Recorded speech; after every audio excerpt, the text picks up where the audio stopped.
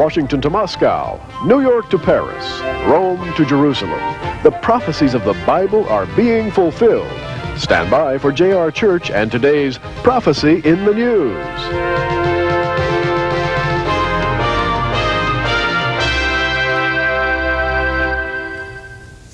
On December 31st, 1992, 1,000 bonfires were lit all across Europe, from Greece to Great Britain.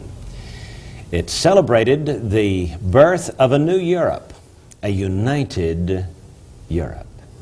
And Europe definitely is united. You can spend your money anywhere now. It's one single currency, and Gary Stearman is here to discuss with me the new United Europe and the beacon ceremonies of New Year's Eve. As a matter of fact, we're going to be discussing something called Beacon Europe a little bit later in this broadcast, and you're going to be amazed. But right now, I want to show you a brand new, crisp £1 note. And we'll get this on the screen so you can see it close up. The Royal Bank of Scotland, £1 sterling. This is a brand new pound note sent to us by friends of the ministry in Edinburgh, Scotland.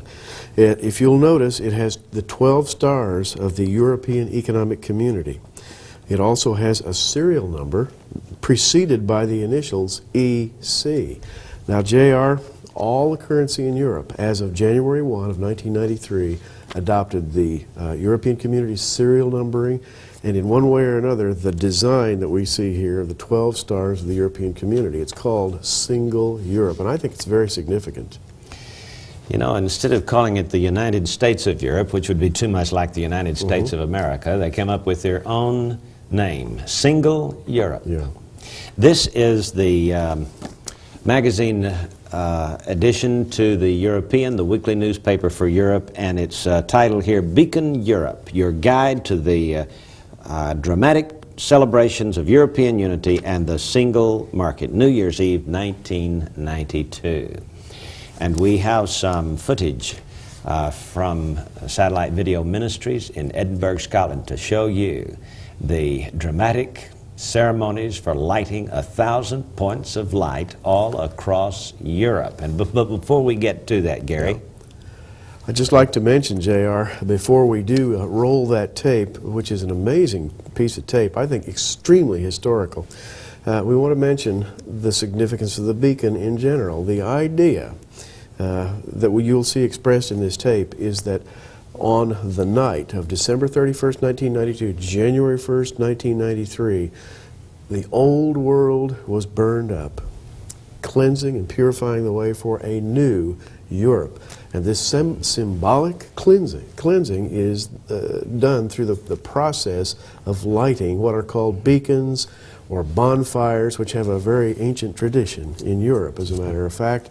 Bonfires had the tradition of spreading messages. They were used as signals on hilltops so that messages could be spread before the advent of the telegraph very quickly. They were also used, by the way, JR, as a celebratory device in pagan communities in which they would actually burn pyres and throw their old belongings into the pyres, symbolic of burning up the old and giving birth to the new. So we have that symbol in the bonfire. Yeah, this can also be seen in the story of the phoenix. Absolutely. The ancient mythological bird that lives for, what, 500 years? And then burns itself up and falls, but out of the ashes comes forth a new phoenix. And so Europe has been burned in the ashes of the old Europe, and the revived Roman Empire is here, a fulfillment of Bible prophecy. Our president talked our past president, George Bush, talked about a new world order. Well, that's exactly what the Europeans have now created, a new world order for Europe. And past President George Bush talked about 1,000 points of light. Well, was this just some brainy idea of some speechwriter somewhere? Sounded good? No, sir. The 1,000 points of light were a part of a plan for world government. And we had 1,000 points of light, 1,000 bonfires across Europe. Yes, we did. Literally 1,000 points of light, or 1,000 beacons, JR, And we'll talk a little bit later after we look at this tape about the reasons why they picked the number 1,000. There are several reasons. Yeah. But the fact that they burned them in unison, to me, is quite interesting. There's a symbol attached to this. The opening paragraph of the article in this magazine of the European says, "The creation of the world's largest frontier-free market beckons. At midnight on New Year's Eve, the Greek Prime Minister will celebrate this historic event by lighting a flame in Athens, setting off a chain of 1,000 beacons across the community. The fires will leap 4 time zones and carry the message of European unity as far as the mid-Atlantic islands of the Azores." Fascinating, isn't it? Indeed. Well, we are privileged, J.R., to have one such ceremony on tape as given to us by the satellite and video people in Edinburgh, Scotland. Our thanks to them. This is only one of 1,000 similar ceremonies, and it's mind-boggling when you consider it. Yeah, let's roll the tape. This is in the church of St. Giles. That's right, St. Giles in Edinburgh. And they are presenting and I guess dedicating this torch that will be carried out to the ceremonies that are down Prince Street. Prince Street Garden. Right in front of St. Giles is a street called Prince Street, and they will take this ceremonial torch out of St. Giles, march down Prince Street, and we're going to see what they do with it. The processional begins, and the people will follow this man as he carries the torch out of the church and down the street of called Prince Street. Yes. To the meeting of all the people. And by the way, this is an ecumenical service of all of the churches in old Edinburgh, Scotland. Absolutely, J.R. Heavy emphasis on ecumenism in Europe. By the way, if you'll note perhaps a little flickering in your picture, this was made with a low-light video camera using natural light. And now we're out in front of St. Giles Church and moving into Prince Street. And, you know, Edinburgh was the site of the recent Edinburgh Conference, the incredible conference that solidified the unified money. In fact, the note that you have there, the £1 note, also commemorates that conference that was held in December of 1992. That's right. Working out all the bugs for the upcoming unified Europe. Edinburgh was a very key city in working out the problems in a single European currency. It's interesting to me that at Edinburgh is located the Roslin Castle and the Roslin Chapel, where history has it that the Holy Grail was hidden. J.R., here we have a piper of the Royal Guard, and he is playing Amazing Grace as they bring this torch into the garden for the ceremony. Incredible, isn't it? As they walk into the garden, this is at or near midnight of December 31st, 1992. And right at midnight, they're going to be lighting a huge bonfire atop the Edinburgh Castle. They are indeed, and we have a historical event, I believe, of the first magnitude. Let's listen to the gentleman. He's about to make an announcement. We'd like to welcome the procession here this evening. They represent all the churches of the Old Town, and we'd like you all now to raise your own personal beacons tonight for 1 minute's silence in the hope of a united and peaceful Europe. So he lights his personal beacon, and the audience lights its beacons. Above the audience from time to time, you'll see... It is a great privilege for me, as Lothian convener, at this point in the development of the European community, to switch on the beacon and to signal the completion of the single market and the unity of all the peoples of Europe who seek a future built on peace and prosperity. Up above the gathering, you can see the Together we light the beacon.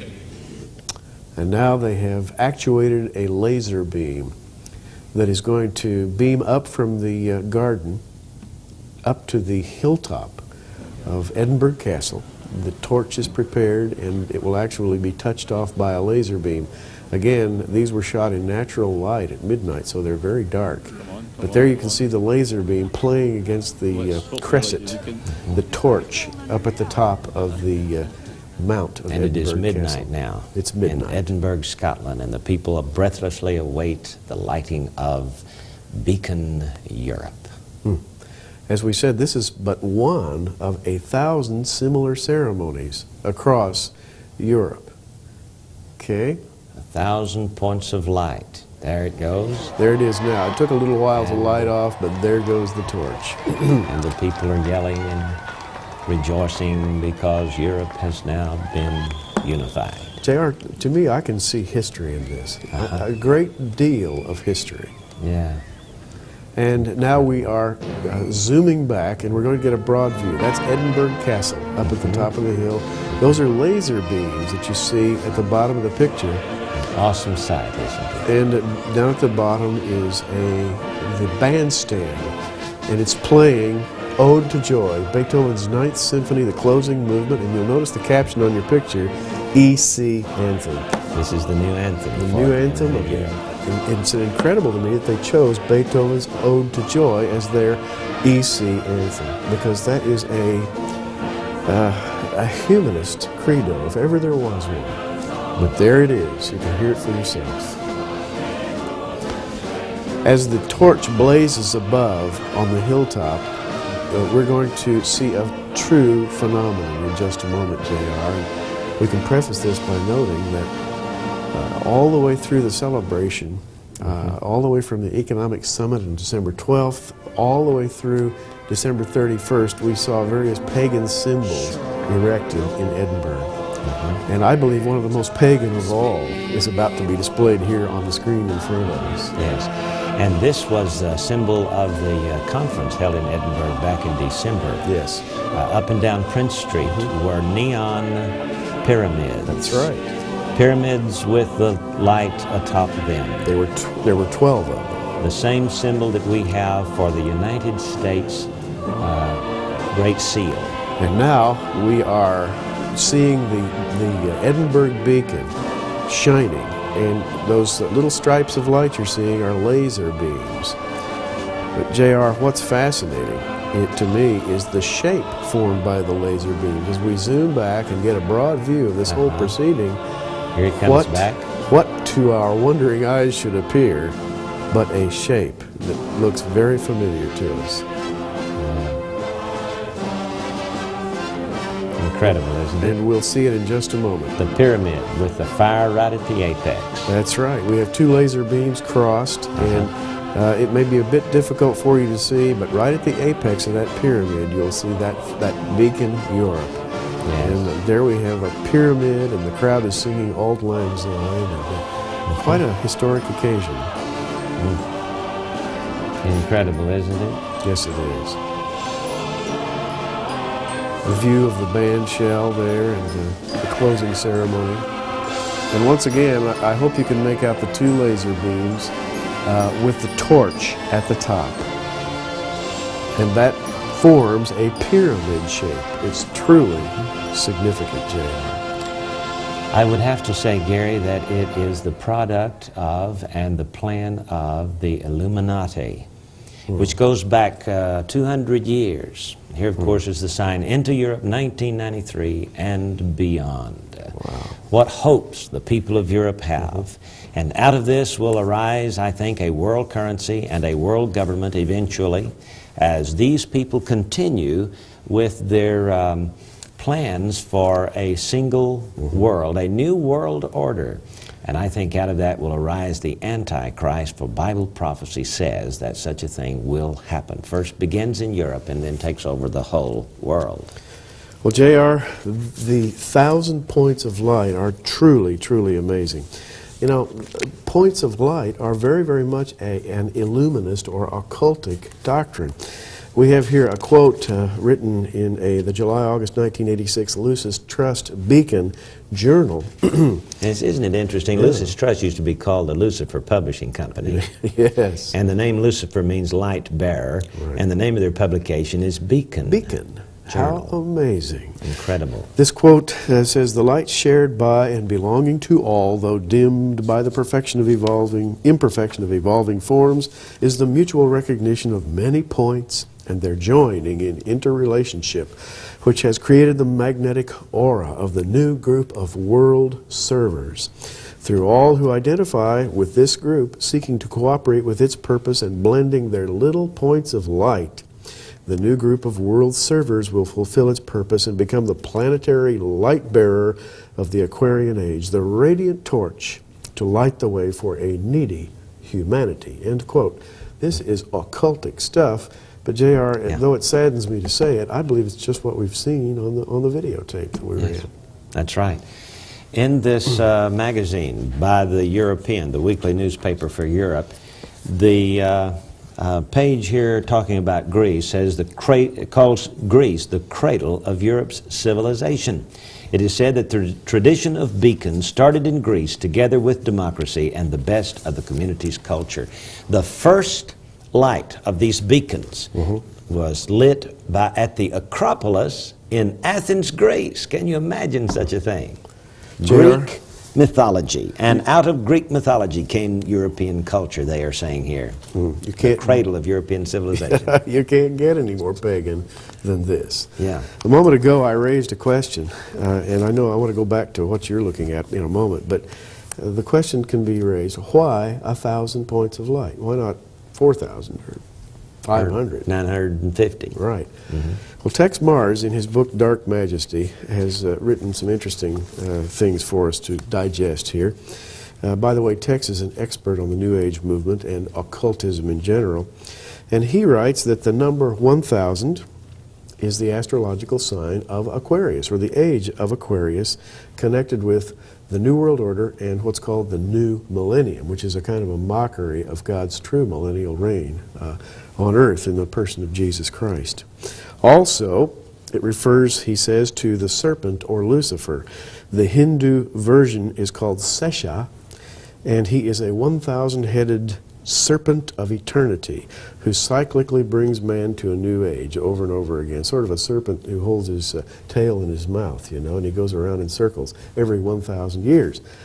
And so 1,000 is symbolic of a world change, if you will. Also, we have a pagan festival of St. John, so-called, the Celtic Festival of St. John, which is really a pagan festival.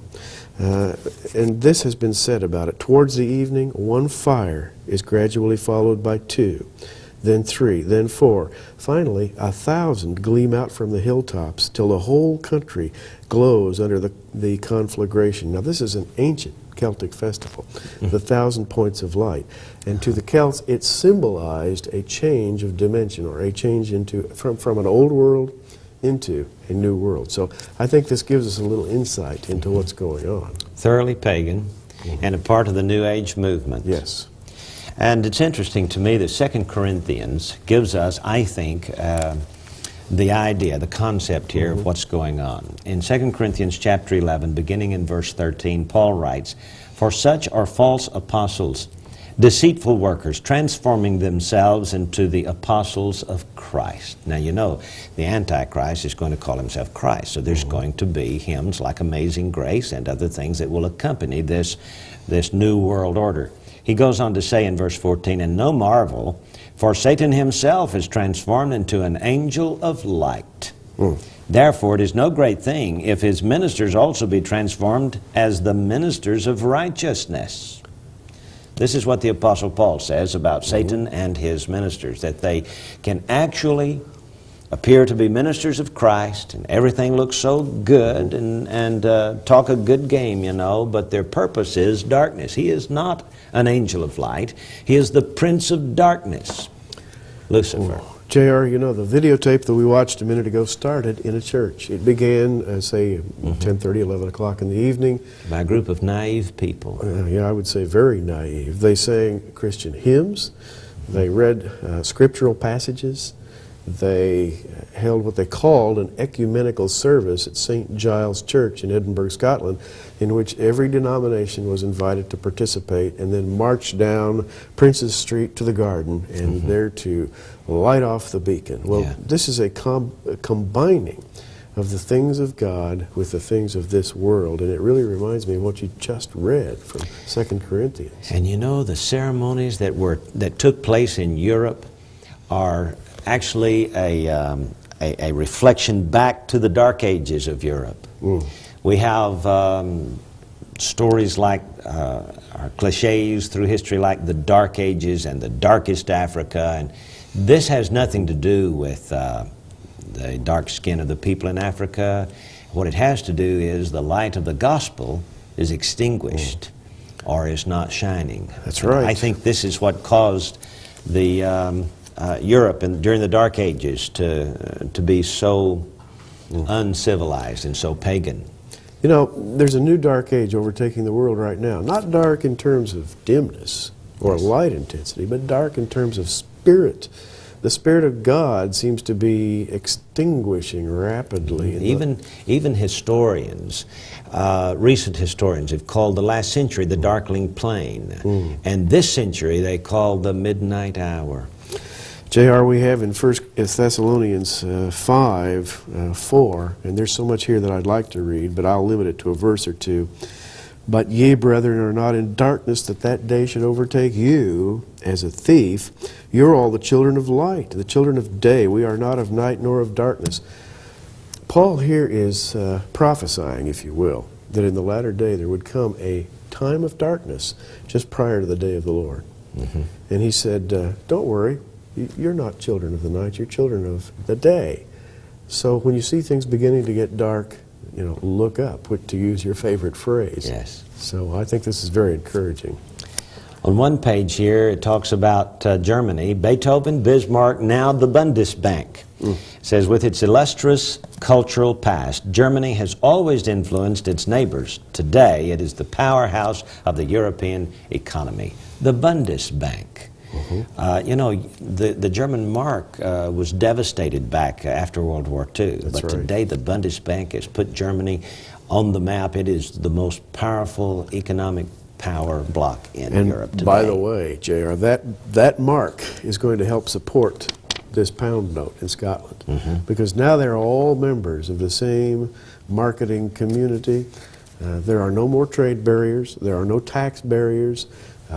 Money can flow between those boundaries, but the stipulation is, you know where the power is coming from. It's coming out of Germany. Unified Europe. You've seen it. It is alive and well. And one of these days, I think the Antichrist will emerge from this, shall we say, inglorious occasion. We'll be back in just a moment. In today's Middle East, events change daily. In this turmoil, global finance and politics play a major but confusing role.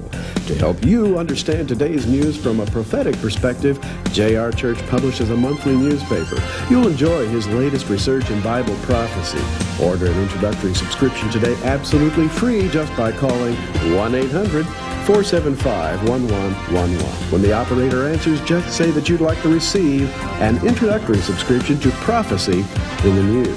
We'll mail you the next 6 issues free with our compliments. Call toll-free 1-800-475-1111 or write to Prophecy in the News, Post Office Box 7000, Oklahoma City, Oklahoma 73153.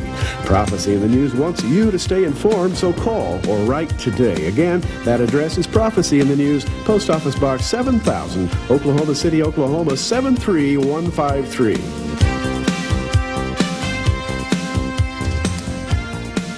A unified Europe. Absolutely incredible, but it is real. The revived Roman Empire has finally come to pass. Humpty Dumpty has been put back together again.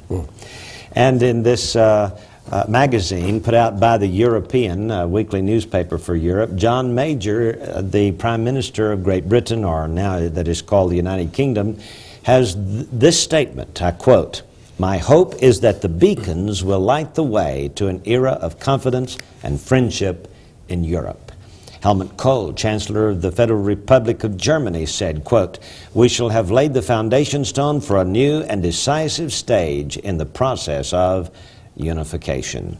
And on we have the statements of all 12 of the leaders of the European Economic Community making their glowing statements about Beacon Europe. J.R., truly, man is uniting, but not under the banner of the gospel. Yes. It's a different gospel. It's the humanist gospel. Just to give you some idea of the nature and extent of paganism in Europe, I have here the September 3rd, 1992 edition of the European. There is something called a bread man on the front cover. We'll get this on the screen so you can see a man holding loaves of bread. He's standing below an electrical tower which has been swathed in plastic sheeting. Now, this has created the skeleton of a man, and they're going to fill this skeleton up with 20,000 loaves of bread.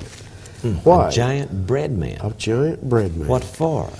Well, a group of Dutch citizens have come up with a bizarre way of demonstrating their respect for the environment. In fact, the man behind the idea, his name is Kees Baker, and I'm quoting him right now. He said, "We wanted to demonstrate the unique relationship we Dutch have with the sea and give something back in exchange for all it has given us."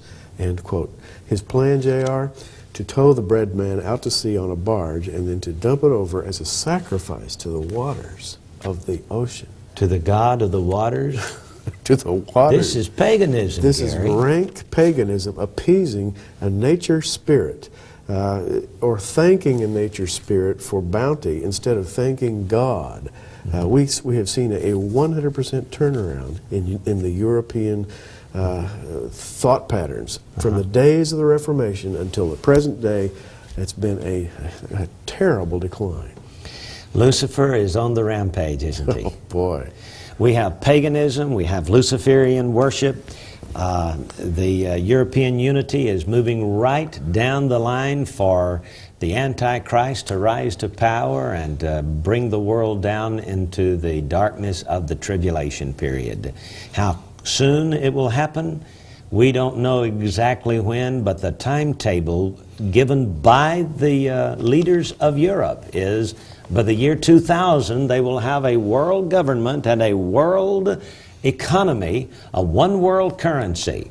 They are working now on the name of the new European currency, and even though we have bills such as this £1 note from Scotland, this is only one of the steps toward a unified currency. And one of these days, instead of calling it the ECU, they're going to lock onto a name for their one currency. And I suppose you can spend this £1 note on the same item in any of the countries, and you don't have to worry about inflation in one place or something being more expensive in one place than it is in another. Well, there you have it. Unified Europe. This is J.R. Church and Gary Stearman. Until next time, keep looking up.